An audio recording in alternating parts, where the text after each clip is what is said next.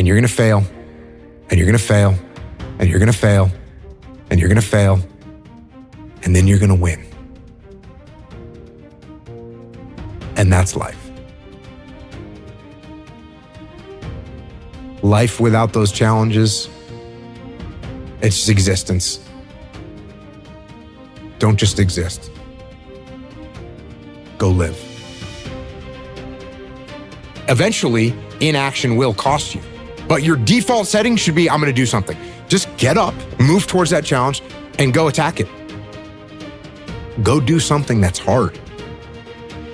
Struggle sucks. Depends on how you frame it. If you want freedom in your life, you have to have discipline. Move towards that challenge, whatever that challenge is. And you may be successful and you may not be successful, but you will be better. And the next challenge, you can be more prepared for. Because we're going to have wins, we're going to have losses. We're going to have successes, we're going to have failures. We're going to have good nights, we're going to have bad nights. We're going to have good relationships, we're going to have bad relationships. We're going to have good ideas and bad ideas. We're going to make money, we're going to lose money. All these things are going to happen. And if you oscillate emotionally up and down drastically, it's going to be problematic. Embrace those emotions, but don't let those emotions embrace you. Keep pushing through things that suck. This is a very difficult thing to do because it hurts. I'm going to go forward. I'm not going to quit, so I'm going to go forward. Bring it on. When you talk to people that went to SEAL training that didn't make it, most of the time, it's some reason. There's a medical reason. There's a family problem. There's very few people that look at you and say, oh, I quit because it sucked, which is what happens to the vast majority of people. The vast majority of people that don't make it through SEAL training, they didn't make it through because they quit. Your excuses will destroy you and take everything that you ever wanted from you if you let them.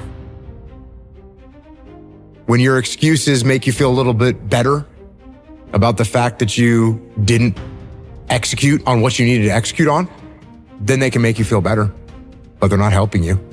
They're not helping you at all. This went wrong. This failed, didn't accomplish this, and it's not the fault of my boss. It's not the fault of my girlfriend. It's not the fault of my parents. It's not the fault of the weather. It's my fault. And I'm going to take ownership of it and I'm going to fix it. That's what extreme ownership is.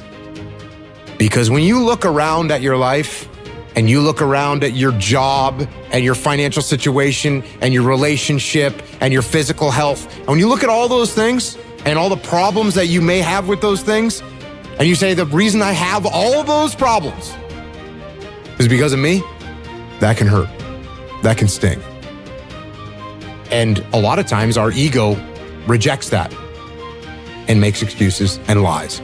And then we don't have to change anything. And then nothing changes.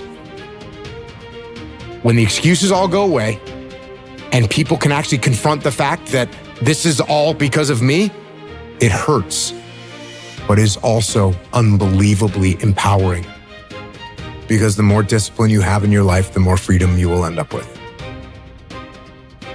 So if you lack the discipline to exercise and eat healthy, you will end up being a slave to disease. If you lack the discipline to work hard, save your money, you will end up a slave to finances. If you lack the discipline to manage your time correctly, you will end up with no free time. If you have self-discipline, if you have the discipline to save your money and work hard and invest your money properly, if you have the discipline to manage your time correctly and not waste a bunch of time, if you have the discipline to exercise and eat healthy, you will end up with freedom. And you're going to start to progress in every aspect of your life. And you'll see that if you have that kind of discipline right now, you're going to end up with freedom. If you have discipline, you will attain freedom. Go try and accomplish something that's hard. You may win, you may lose, you may succeed, you may fail. I'll tell you what, you'll be better. And if you don't have that kind of discipline, and you don't work hard and you don't exercise and you don't apply yourself, you're gonna end up shackled. So if you're in the woods and you don't know where to go, start walking. You gotta start walking because the perspective's not gonna change. You have to start moving forward. But standing there lost and not doing anything is just waiting to die, waiting to starve to death. Don't let that happen. I think it's really important because as men, we get conflicting messages about emotion and how to express it and what that looks like. And there's a lot of men struggling right now. Every human faces challenges and you don't know what they've been through. Suppressing them isn't going to help, and nor is letting them run your life. Because you're sad, now you're going to make a bunch of bad decisions because you're sad. No, it doesn't work like that. It doesn't work like that. You're sad, okay. You get emotional sometimes, okay. Got it. Now get control of your emotions and carry on with your life. And sometimes you're going to get hit with those waves. And that's okay. Oh, I'm having an emotional moment right now. There's something wrong with me. No, there's nothing wrong with you. There's nothing wrong with you. The other extreme is, oh, I'm letting my emotions run my life and I'm making a bunch of bad decisions. And my excuse is, well, I lost some friends or I had this traumatic experience happen to me. That's why I'm doing, that's just an excuse. And it's a very easy excuse. Guess what? It's time to carry on. Remember, don't dwell. I'm in control. This is my life. If you are in the problem, you won't see the solution to the problem. Take a step back, detach from the chaos, detach from the mayhem, detach from your emotions, detach from your ego, and be able to assess the best way to execute. That is the job of a leader. If you take any trait of a human being and you take it to an extreme, masculine or feminine or otherwise, you take it to an extreme, it's going to be a problem. Is it good to have no emotions whatsoever? No, that's called a sociopath. Is it good to let your emotions run your life and make your decisions based on your emotions? No, that's not good either.